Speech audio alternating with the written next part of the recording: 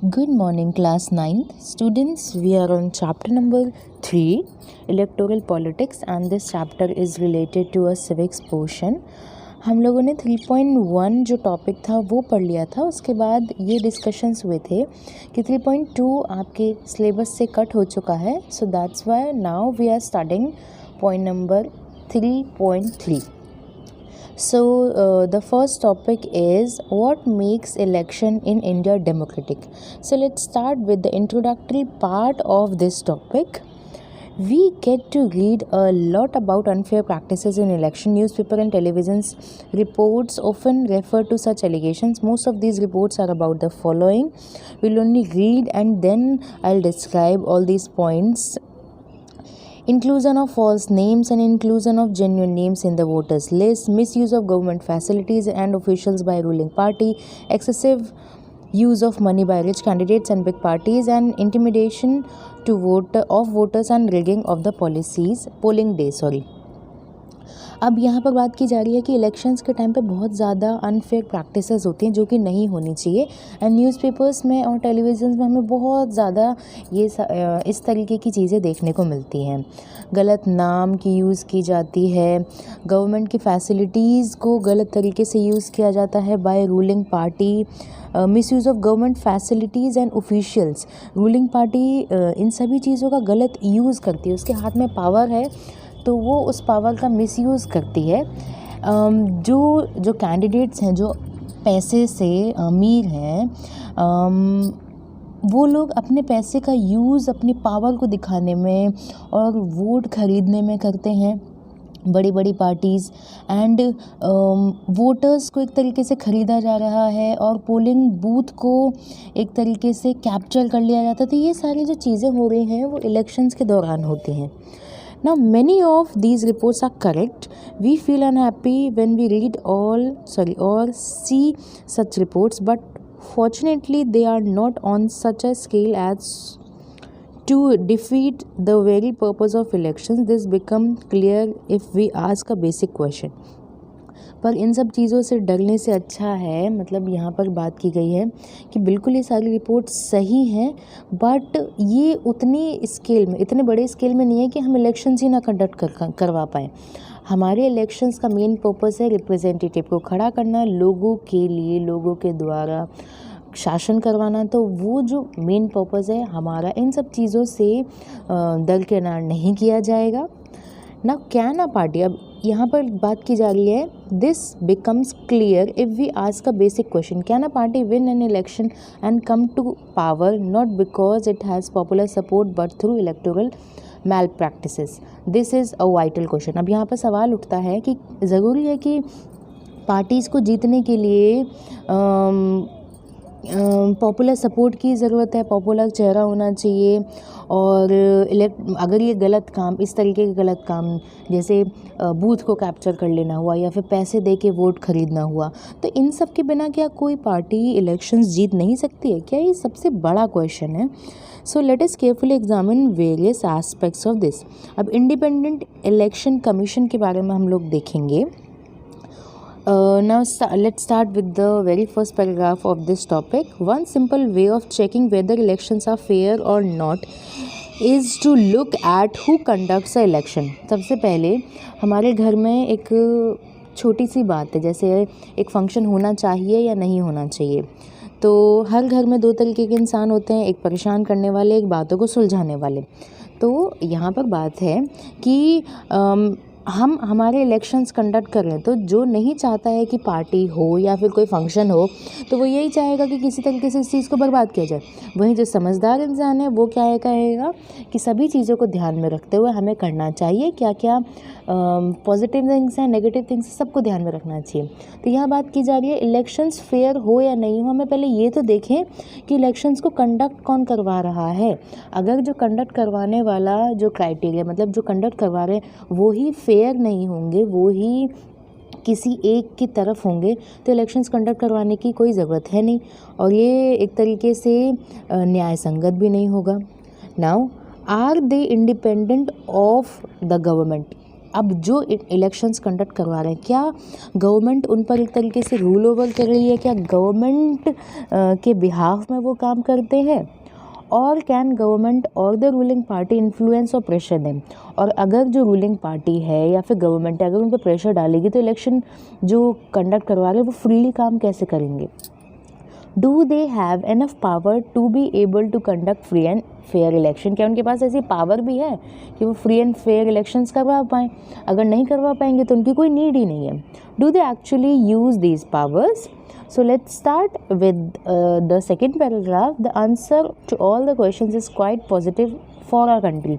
अब इन सभी क्वेश्चंस की बात करें कि क्या कोई ऐसी कंडक्ट करवाने वाली free and fair election commission है, क्या वो इंडिपेंडेंट है गवर्नमेंट से, या फिर कोई इसे प्रेशराइज कर सकता है, क्या वो अपनी पावर का फ़ायदा उठाती है नहीं उठाती है, या फिर क्या वो फ्री एंड फेयर इलेक्शन करवा सकती है नहीं करवा सकती है। अगर इंडिया की पर्सपेक्टिव से बात करें तो यहाँ पर एक पॉजिटिव थिंग है, क्योंकि हमारे यहाँ क्या है, second line of this paragraph, in our country elections are conducted by an independent and very powerful election commission. हमारे यहाँ इलेक्शन कंडक्ट करवाया जाता है किसके द्वारा, इलेक्शन कमीशन के द्वारा। अब इलेक्शन कमीशन इंडिपेंडेंट है, उस पर किसी का दबाव नहीं रहता, बहुत ज़्यादा पावर्स दी गई हैं हमारे इलेक्शन कमीशन को। Now it enjoys the same kind of independence that the judiciary enjoy. जैसे हमारे न्याय व्यवस्था है, हमारे जो जज हैं उन पर जिस तरीके की वो इंडिपेंडेंट है अपने, अगर हम बोले कोई फ़ैसला लेने के लिए उसे कोई प्रेशराइज़ नहीं कर सकते हैं उन्हें, तो वही बात यहाँ पर की जा रही है। उसी तरीके की पावर और उसी तरीके की इंडिपेंडेंस हमारे इलेक्शन कमीशन को दी गई है। Now the chief, we will move forward to this point. Chief election commissioner CEC is appointed by the president of India. अब यहाँ पर दो क्वेश्चन बनते हैं। Who is the current CEC means who is the current Chief Election Commissioner of India and who appointed CEC in India? So the answer is, so the Chief Election Commissioner of India is Mr. Sunil Arora and उनका time period था, मतलब अगर हम बोले उनका time period start हुआ है 2 दिसंबर 2018 से। अब चीफ इलेक्शन कमिश्नर का जो टाइम पीरियड होता है वो 6 ईयर्स का होता है, या तो वो 6 ईयर्स कंप्लीट करें या फिर उनकी एज अगर 65 ईयर्स हो जाती है तो उसके बाद नए चीफ इलेक्शन कमिश्नर को अपॉइंट किया जाता है। सो chief election commissioner of India mister Sunil Arora. Now we will come to the third line of this paragraph. But once appointed, the chief election commissioner is not answerable to the president or the government. अब ये एक free fair election conduct करवाना है, तो अगर किसी के under में काम करेंगे तो फ्रीली काम नहीं कर पाएंगे, इसीलिए वो किसी के लिए भी आंसरेबल नहीं है कि आप उनसे क्वेश्चन पूछें और वो आपके लिए आंसर दें। बिल्कुल फ्री फेयर कंडक्ट करवाना है तो हम किसी के दबाव में नहीं आ सकते हैं। Even if the ruling party or the government does not like what the commissioner does, it is virtually impossible for it to remove the CEC. अगर रूलिंग पार्टी को काम पसंद नहीं आ रहा है, मतलब अगर उनके फेवर में वो काम नहीं कर रहे हैं या फिर ऐसा फैसला ले लिया जो उनके खिलाफ है, तो कोई कुछ नहीं कर सकता है, क्योंकि वो एकदम इंडिपेंडेंट है। वो जो करना चाहे, जो मतलब कानून के दायरे में या फिर जो इलेक्शन कमीशन के अंदर इनलिस्टेड है, जो कि सही है, अगर वो करते हैं तो उन्हें हटाना बहुत ज़्यादा मुश्किल है, क्योंकि अगर इलेक्शन कमिश्नर को हटाना बहुत ईजी हो जाएगा तो फिर उसकी लायबिलिटी क्या रहेगी, आपने बनाया है क्यों फिर उनको। Now very few election commissions in the world have such wide ranging powers as the election commission of India. हमारी इंडिया की बात करें, हमारी इंडिया के इलेक्शन कमिश्नर को इतनी ज़्यादा पावर मिली गई है जो कि दुनिया में बहुत ऐसे कम देशों को देखने को मिलती है। Now we will move forward to the powers. First, election commission takes decision on every aspect of conduct and control of election from the announcement of the election to the declaration result. अब जब से election हमारे एक तरीके से अगर हम बोलें अनाउंस हो गए हैं, जैसे 5 दिसंबर से अनाउंस हुए हैं और इन दिनों को इस दिन तक हमारे इलेक्शन चलेंगे, डिक्लेरेशन, रिजल्ट डिक्लेरेशन तक, इस टाइम तक कंडक्ट एंड कंट्रोल करेगा पूरा इलेक्शन कमीशन, पूरे इलेक्शन जो भी प्रोसेस हो रही हैं।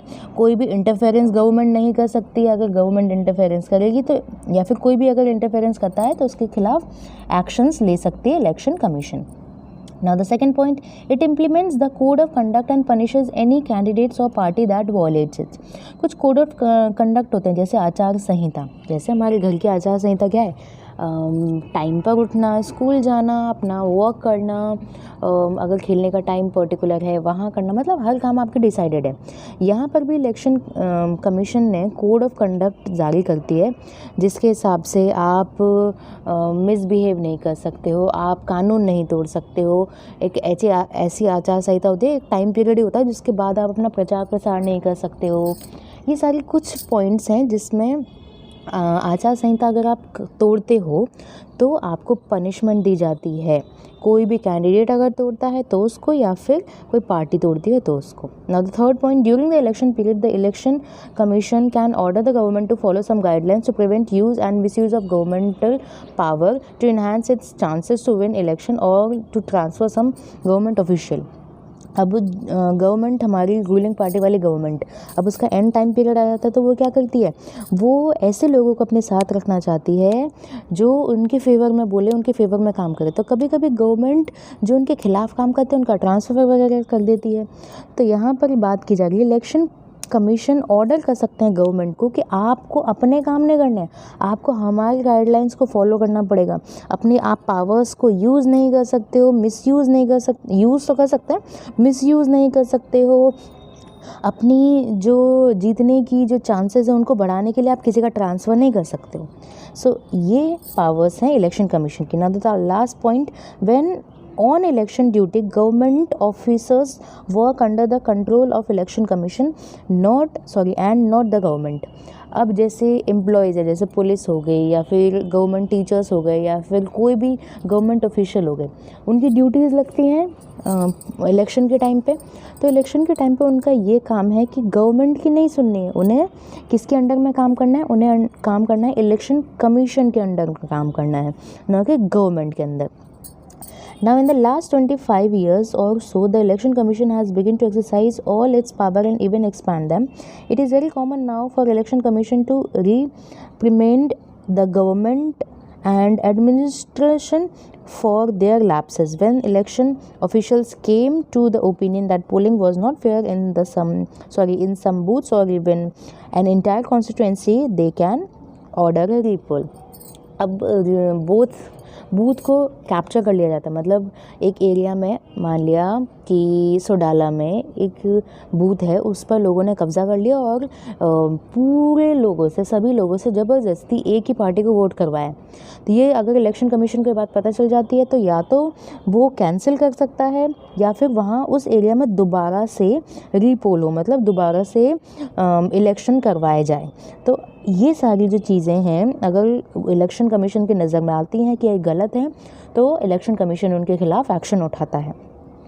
Now the last fifth line of this paragraph, the ruling parties often do not like what the election commission does, but they have to obey.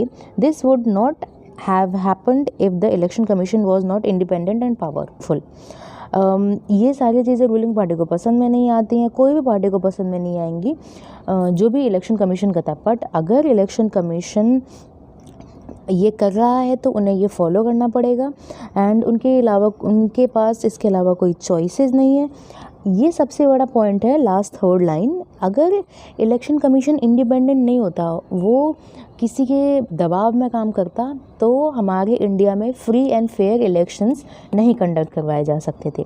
So by this paragraph first of all we have done कि election commission क्या है, independent election commission क्या है, who is our current chief election commissioner mister Sunil Arora, उनका time period भी आपको बता दिया था। So by this class we have completed this topic. Thank you. You have to do question number 1, 2 and 3 in your book and send it to me.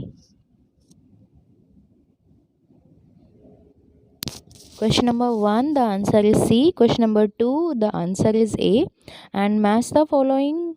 It is necessary to keep the voters list up to date because इसका answer है fourth. Some people may have moved away from the area where they voted last. B का answer है third. C का answer है 2 and D का answer है 1.